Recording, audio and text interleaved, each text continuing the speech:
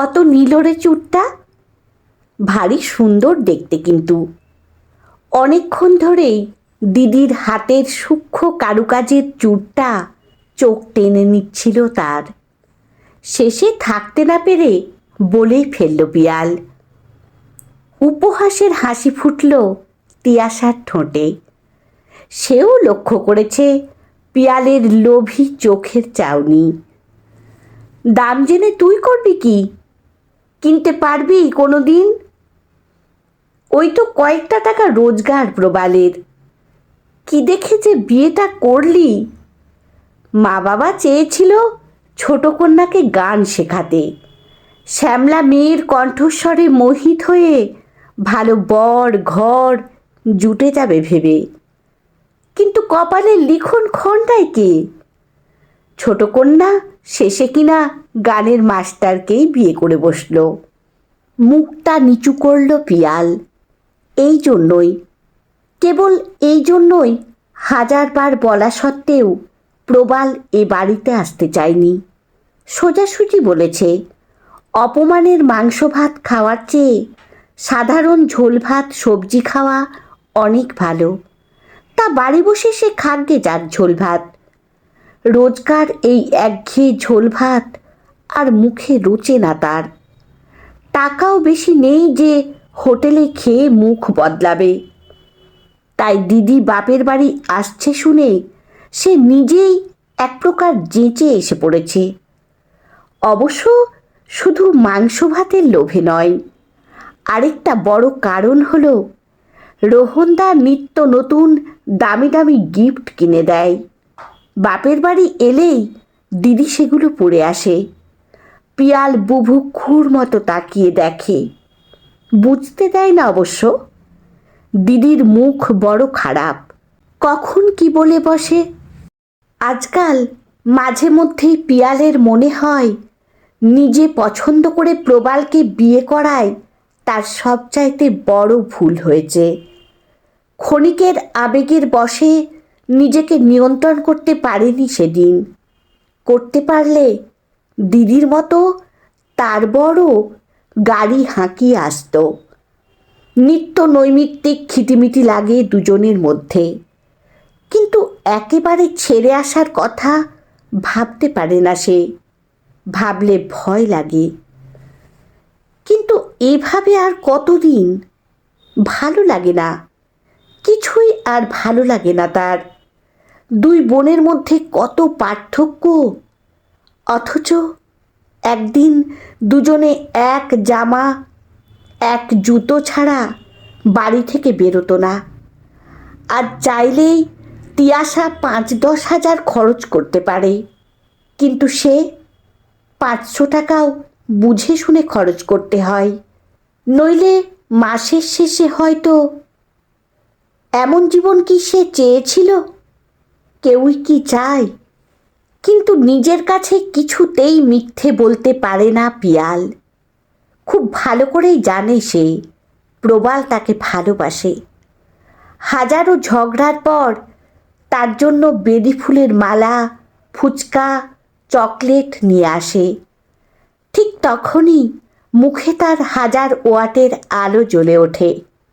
এই জন্যই, ঠিক এই জন্যই হাজার চেয়েও পিয়াল তাকে ছেড়ে আসতে পারে না। বিয়ের পর একদিন দুই বোন রাতের বেলা একসঙ্গে ছিল। রোহান জামাইবাবু তখন বাইরে। গল্প করতে করতে তিয়াশাকে বলেছিল পিয়াল কিভাবে প্রবাল তার মান ভাঙায়। রাগের পর চুরমুর, ফুচকা, গোলাপ কিংবা এগরোল নিয়ে আসে ঠিক। ওই নিয়েই সন্তুষ্ট থাক। অক্ষমের তো ওইটুকুতেই সান্ত্বনা। মুখ বাঁকিয়ে বলেছিল তিয়াশা। উল্টো দিকে ফিরে শুয়ে পড়েছিল পর মুহূর্তেই। সে ভেবেছিল দিদি বিরক্ত হয়েছে, কিন্তু জানতে পারেনি পাশে শুয়ে সে রাতে দিদি শুধু বালিশ ভিজিয়েছে। অর্থের ব্যবধানে শুধু আত্মীয় স্বজনদের ব্যবহার বদলায় না, নিজের বাবা মাকেও বদলে দেয় অর্থের মোহ। পিয়াল নিজের চোখেই যে দেখেছে তা। এই তো আজ দুপুরবেলা খেতে বসেছিল, চিংড়ি তার প্রিয় জেনেও মা একবারের বেশি সাধল। অথচ দিদির জন্য কত যত্ন, কত আদর। চিংড়ি খায় না বলে ভেটকির দুটো বড় বড় পিস। মনটাই খারাপ হয়ে গেল তার। তাহলে লোকে ঠিকই বলে দুনিয়ার টাকার বশ। ওয়াশরুমে যাওয়ার সময় দেখেছে সে মায়ের হাতে দিদি 10,000 টাকা তুলে দিচ্ছে। হেসে বলছে, সাবধানে রেখো কিন্তু, টেস্টগুলো এ মাসেই করিয়ে নিও। তখন বুঝতে পারিনি রে দিদি, ভালোবাসা আর সংসার দুটো সম্পূর্ণ আলাদা ব্যাপার। বলতে গিয়েও ক্ষণিকের জন্য থমকে গেল সে। দিদির গলায় ওই দাগটা, নেকলেসটা সরে গেছে একপাশে, ভেতর দিয়ে ওই কালো দাগটা উকি দিচ্ছে একবার বারবার। গলায় অমন কালশিটে পড়ল কিভাবে? নিজেকে সামলাতে না পেরে বলে বসে সে, তোর গলায় কালশিটে পড়ল কিভাবে রে দিদি? সঙ্গে সঙ্গে সতর্ক ভঙ্গিতে নেকলেসটা ঠিক করে নেয় তিয়াশা। অস্বস্তি ভরা কণ্ঠে বলে ওঠে, কে জানে, বোধহয় সবসময় গয়না গলায় থাকার দাগ। বিকেল হয়ে গেছে অনেকক্ষণ।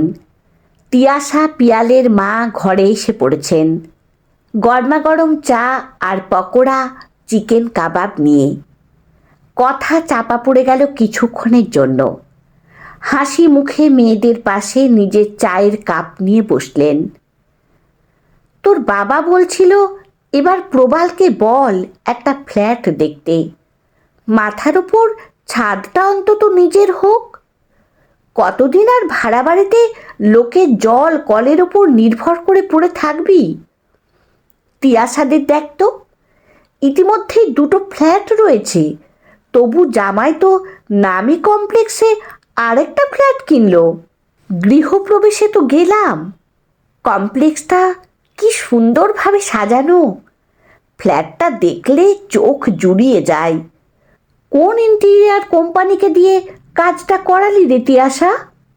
লিভিং উইথ স্টাইলের ডিরেক্টর মিস্টার চন্দন নিয়োগী নিজে আমাদের ফ্ল্যাটে এসেছিলেন কাজকর্ম বুঝে নেওয়ার জন্য।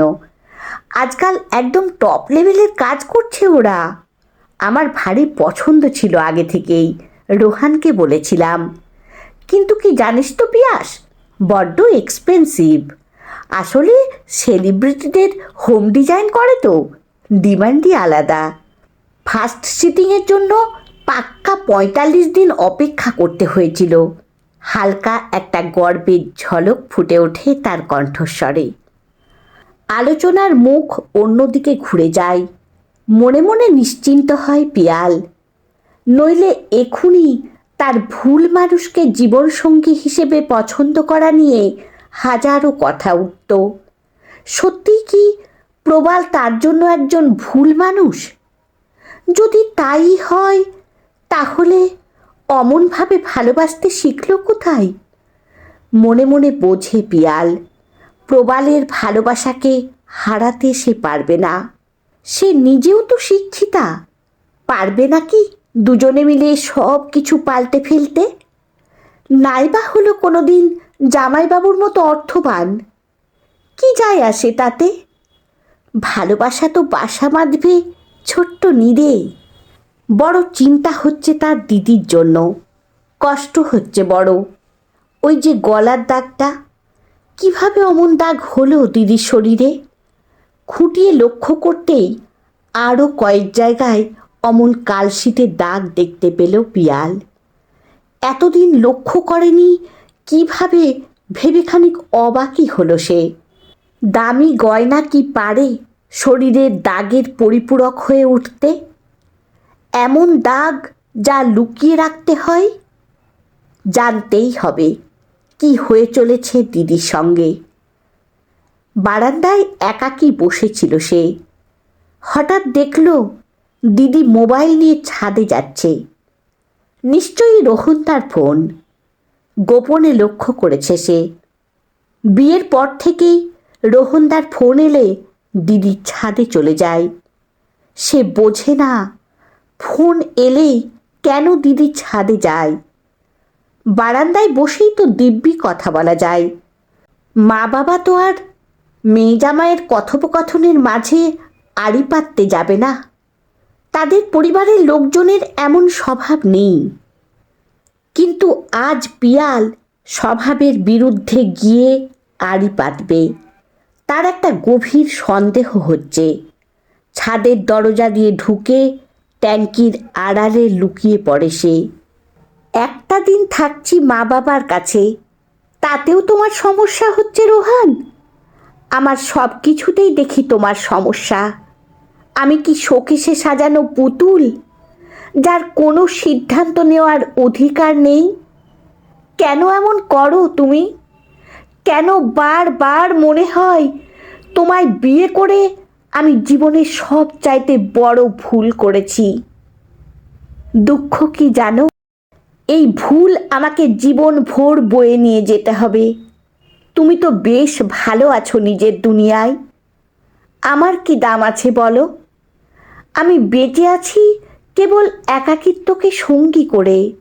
দেখো রোহান, আমি সব জানি। কেন বারবার আমাকেই? ভাগ্য বলে আমি তো সব মেনেই নিয়েছি। পিয়াল দমবন্ধ হয়ে শোনে, শুনতেই থাকে। অপরপক্ষের কথাগুলো কানে না এলেও সে শুনতে পায় এ প্রান্ত থেকে দিদি বলছে, মুখ খারাপ করো না রোহান, কষ্ট হয়। বুঝবে না তুমি, বোঝার ক্ষমতা নেই তোমার। তোমার দেওয়া ভালোবাসার চিহ্নগুলো আমার শরীরের জায়গায় জায়গায় ফুটে রয়েছে। ভুল আমিই করেছিলাম। হ্যাঁ হ্যাঁ, অর্থ, জিনিসপত্র, গয়নাগাটি, সাজানো ফ্ল্যাট অনেক অনেক দিয়েছ তুমি। কিন্তু একটা মেয়ে যা চায় তা কোনো দিন দিতে পারোনি, দিতে চাওনি। আরও কী সব বলে যায় তিয়াশা, বলেই যায়। পিয়াল শোনে, শুনতেই থাকে। একসময় অসহায় কণ্ঠে বলে ওঠে, কেটে দিলে? কেটে দিলে ফোনটা? আমার কথা শোনার সময়টুকুও নেই তোমার কাছে। অথচ একই মায়ের পেটের দু বোন তো আমরা। অথচ কপাল দেখো, সব হারানো মানুষের মতো ছাদের মাটিতে হাঁটু গেড়ে বসে পড়ে সে। আমি ভুল করেছিলাম, ভুল। ভেবেছিলাম হাতের মুঠোয় দেদার অর্থ থাকলে সব কেনা যায়। কিন্তু হাজারো অর্থবিত্তের অধিকারী হয়েও ভালোবাসা কিনতে পারলাম না তো। তুমি তো সেভাবে ভালোবাসলে না আমায়। আজকাল পিয়ালকে বড় হিংসে হয়। সুখী চোখে মুখে প্রবালের ভালোবাসার পরশ স্পষ্ট। এমন ভালোবাসার স্বাদ আমি কেন পেলাম না? কিসের অভাব ছিল আমার? ট্যাঙ্কির লুকোনো জায়গা থেকে পিয়াল ধীরে ধীরে বেরিয়ে এলো। এগিয়ে এসে হাঁটু গেড়ে তিয়াশার মুখোমুখি বসে বলল, দিদি, তুই তুই এখানে কোত্থেকে এলি? চোখের জল মুছে স্প্রিং দেওয়া পুতুলের মতো লাফিয়ে উঠল তিয়াশা। আড়াল থেকে আমি সব শুনেছি রে দিদি। রোহনদা কিনা তোর গায়ে হাত তোলে। মা বাবাকে জানাসনি কেন? নিশ্চয়ই ওরা কোনো ব্যবস্থা করতেন। তুই কেন লুকিয়ে লুকিয়ে আমার কথা শুনবি? জানিস না আড়ালে দাঁড়িয়ে কারোর কথা শুনতে নেই? বলতে বলতে কান্নায় ভেঙে পড়ে সে। মা বাবাকে বোঝানোর অনেক চেষ্টা করেছিলাম, কিন্তু কিন্তু কি? বাবা মা তাহলে সব জানে? তা সত্ত্বেও তোকে দিনের পর দিন? হ্যাঁ রে, তা সত্ত্বেও। আসলে কি জানিস পিয়াল, বড়লোক জামাইয়ের যত দোষই থাক, মা বাবা তাকে হারাতে চায় না। বড় বাড়ি, গাড়ি, অজস্র পয়সা, আত্মীয় স্বজনদের কাছে কলার তুলতে আর কি চাই? তাছাড়া চাইতে না চাইতেই টাকা পয়সার জোগান পাওয়া যাচ্ছে যখন, তখন সে জামাই হীরের টুকরো। যেদিন প্রথম কালশিটের দাগ দেখিয়েছিলাম, মা স্পষ্ট বলেছিল, সব সংসারেই কম বেশি অশান্তি হয়, সেজন্য তুমি আবার ঘর ছেড়ে চলে এসো না যেন। ছোট বোন বাড়ি ছেড়ে ওই বেকারের সঙ্গে চলে গিয়ে ইতিমধ্যেই পরিবার পরিজনের কাছে আমাদের মুখ পুড়িয়েছে। এবার তুমি সংসার ছেড়ে ফিরে এসে যেন আর আমাদের মুখে চুনকালি দিও না। লোকে জানুক মুখুজ্জেদের 2 মেয়ের একজনের অন্তত ভালো বিয়ে হয়েছে। স্তব্ধ হয়ে যায় পিয়াল। তোর জীবনের চেয়েও মা বাবার কাছে ঠুনকো আত্মসম্মানটাই জরুরি হলো। সেই জন্যই বোধহয় তুই মায়ের হাতে তখন 10,000 টাকা দিলি। তুই দেখেছিলি? একটু যেন অবাক হয় তিয়াশা। ওয়াশরুমে যাচ্ছিলাম, চোখে পড়ে গেল। ভাবলাম তোর প্রচুর টাকা, তাই হয়তো দিয়েছিস। ওরা অবুঝ হলেও আমি তো আর হতে পারি না। তিয়াশার চোখে জল। বাবার বেশ কয়েকটা টেস্ট করানো দরকার। 2 মাস আগেই ডেট পেরিয়ে গেছে। খাবার দাবার কিনছে, আত্মীয় স্বজনের বাড়ি যাওয়া, লোক লৌকিকতাও চলছে দিব্যি। অথচ ডাক্তারের কাছে যাওয়ার সময় কিন্তু পয়সার জোগাড় হচ্ছে না কিছুতেই। সেজন্যই টাকাটা দিলাম, যাতে অন্তত টেস্টগুলো করিয়ে ডাক্তার দেখিয়ে আসে। মেয়ে জন্মের অনেক জ্বালা রে পিয়াল। মা বাবা মুখ ফেরালেও আমরা কি ফেরাতে পারি? এই যে তুই দেখ না, বারবার ছুটে আসিস কেন? ওদের টানেই তো। কি আর বলবে পিয়াল? বলে দেবে সত্যি কথা? কিভাবে বলবে? তিয়াশার ঐশ্বর্য দেখতেই সে বারবার এ বাড়িতে ছুটে আসে। বলতে চাইলেও বলতে পারবে কি কোনো দিন? এই চাঁদের মায়া ভরা আলোর মধ্যে দামি গয়না পোশাক পরে দাঁড়িয়ে থাকা তিয়াশাকে বড্ড বেশি নিঃস্ব, রিক্ত মনে হচ্ছে। এই নিঃস্ব একাকিত্ব পরিপূর্ণ মানুষটার সামনে দাঁড়িয়ে কিভাবে ঐশ্বর্যর কথা উচ্চারণ করবে সে? তুই চাইলে আমি মা বাবার সঙ্গে কথা বলতে পারি। বলবো? দিদির কাঁধ দুটো ধরে নরম গলায় বলে ওঠে পিয়াল। আমার হয়ে কিছু বলতে চাস না তুই? বললেও অবশ্য ওরা শুনবে না। মাঝখান থেকে তোকে আরও 2টো অপমানের কথা শুনতে হবে। তার চেয়ে আমার কথাটা মন দিয়ে শোন। ওরা হাজার কথা বলুক, হাজার গঞ্জনা দিক, তুই কখনো প্রবালকে ছাড়িস না। অমন ভালোবাসা খুব ভাগ্য করলে জোটে। বুকের ভেতরটা কেমন করে ওঠে পিয়ালের। চোখের পাতায় ভেসে ওঠে প্রবালের হাসি মুখের ছবি। মনে পড়ে যায় আসার আগে প্রবালের সঙ্গে তুমুল ঝগড়ার কথা। রেগে উঠে বলেছিল, কি হবে থেকে তোমার কাছে? কি বা দিতে পারো তুমি? না একটা দামি গয়না, না দামি শাড়ি। বুঝতে পারেনি পৃথিবীর সবচাইতে মূল্যবান সম্পদের চেয়েও দামি ভালোবাসার মানুষটির থেকে প্রাপ্ত ভালোবাসা। রান্নাও করে রেখে আসেনি রাগের মাথায়।